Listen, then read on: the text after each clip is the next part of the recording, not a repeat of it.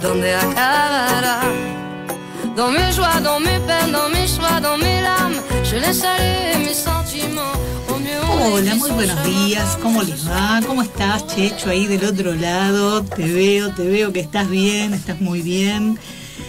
Menos mal, porque este día está medio desapacible, medio que no sabemos si va a haber sol, si va a llover, está raro y además está caluroso, así que una porquería, sobre todo para el pelo, que uno trata de mantenerse peinado y es imposible. Pero bueno, yo he decidido que en estos días que voy a hacer cátara. Cátara me voy a volver. Es un encanto usted. El tema es así. Quédese tranquila. Allá por el siglo XI y XII, en el sur de Francia, hubo un movimiento social que contaba con la protección de algunos señores feudales y vasallos de la corona de Aragón, y se llamaba catarismo. Los cátaros, cuyo nombre provenía del griego cátaros, puro, afirmaban que había dos mundos en constante conflicto, uno dominado por Dios, otro dominado por Satán. El bien y el mal en lucha eternamente.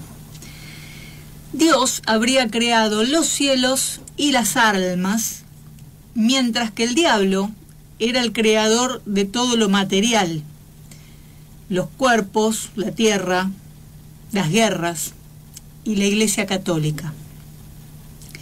Recordemos que la Iglesia Católica era en ese momento el gran poder económico que manejaba no solo las finanzas de su imperio, sino que decretaba impuestos que los señores feudales recargaban obviamente sobre sus siervos.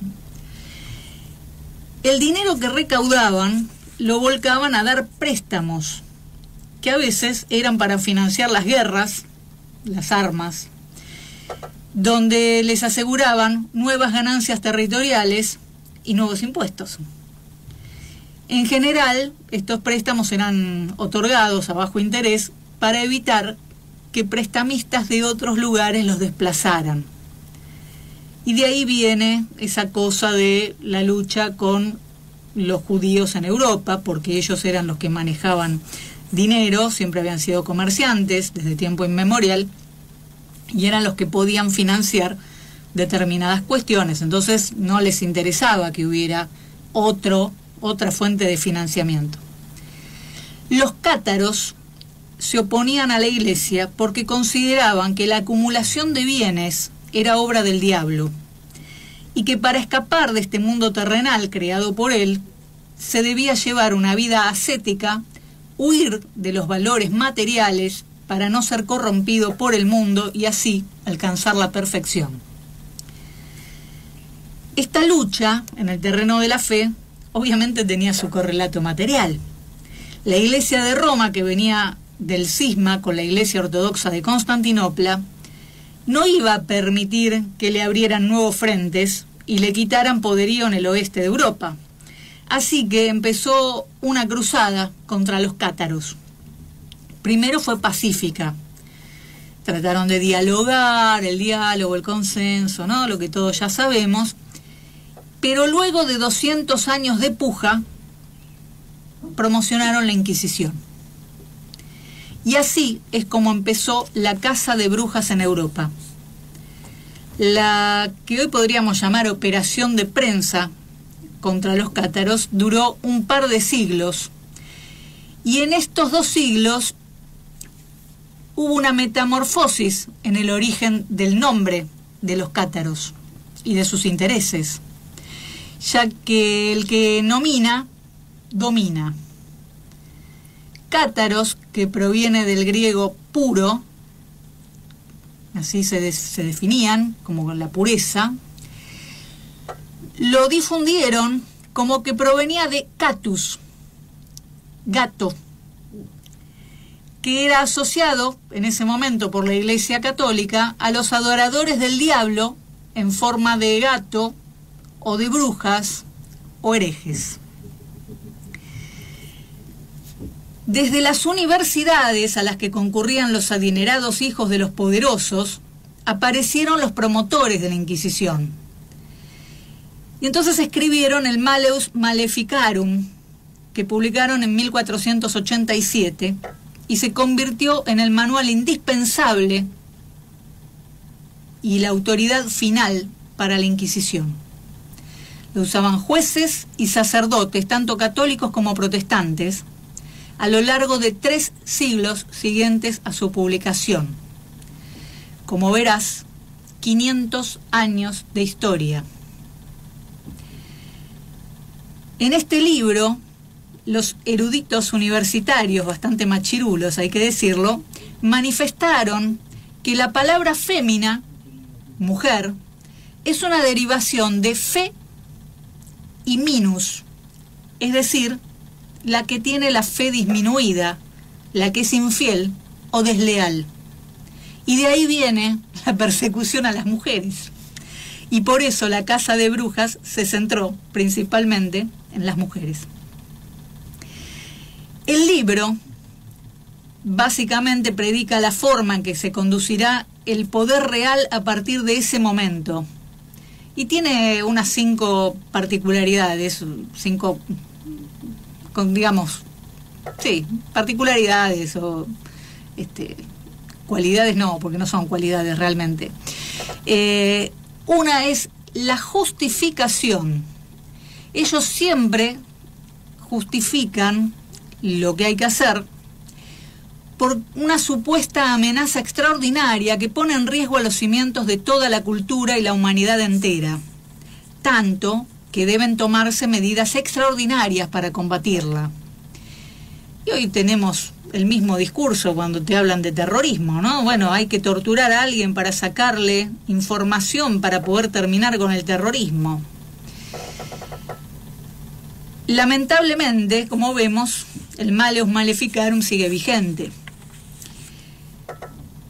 Otras particularidades es que cualquier persona que se oponga a ese régimen será condenado sin garantías y sin derecho a la defensa.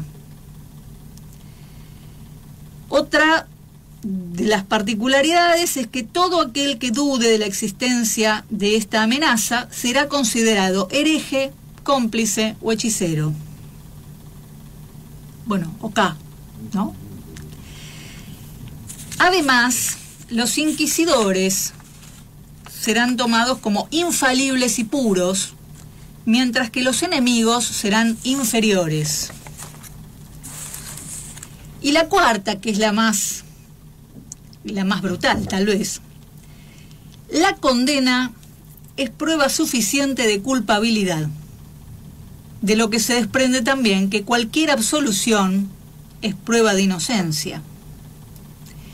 Y bueno, es un poco lo que está pasando en los tribunales, ¿no? Si sos culpable, fuiste, vas a ser corrupto toda tu vida.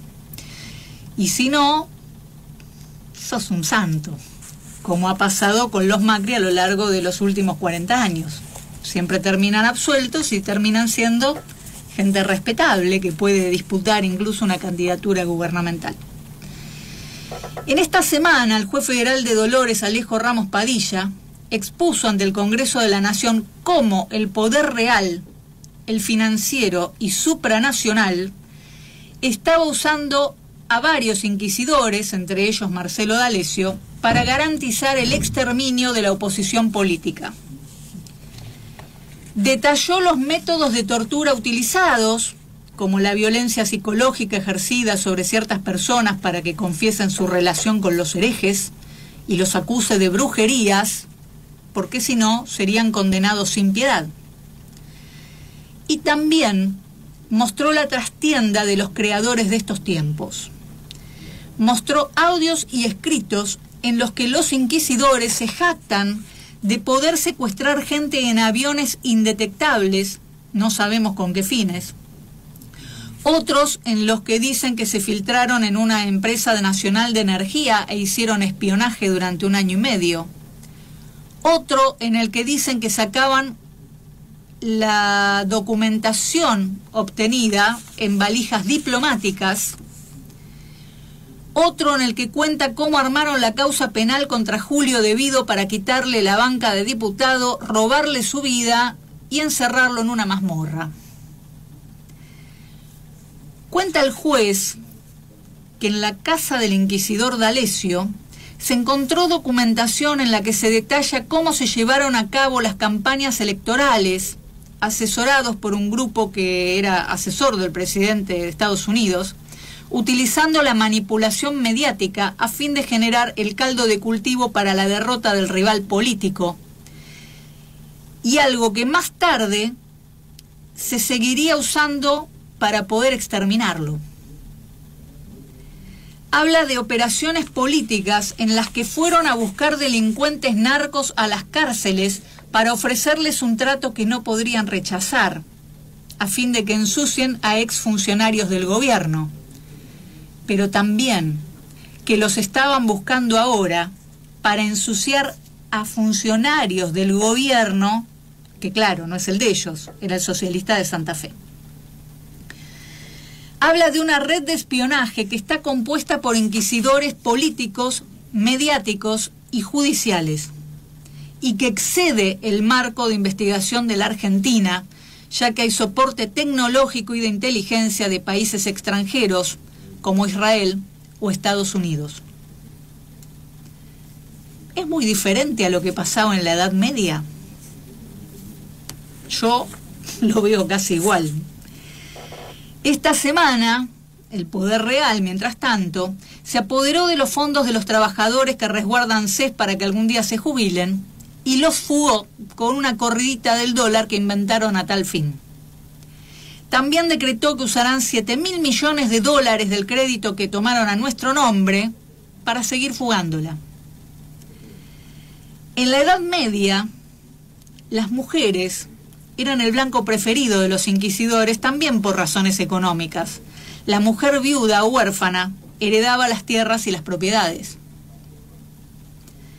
Cristina Fernández de Kirchner está señalada como la gran bruja a la que quieren quemar, no tanto por sus propiedades materiales, sino por su acervo y su caudal político que les impide ocupar el lugar a los mediocres, y así que le sigan inventando causas penales ridículas con el gran inquisidor, millonario y asesino impune Claudio Bonadío, el Torquemada de estos tiempos. Y para doblegarla también van por su hija Florencia, acusándola de haber heredado los bienes de su padre. Si van a acusar a todo el mundo por heredar, señores, cualquiera que haya heredado algo de sus padres, está listo, está frito. Esta Inquisición nada tiene de novedoso. Recurrentemente vemos al mismo poder económico creando la subjetividad con la que manipularán nuestras vidas, creando el martillo con el que despedazarán los cráneos de los que se opongan. Mientras tanto, el diablo, rodeado del fuego y del oro, va acusando a otros de ser diablo, y lo hace en nombre de Dios.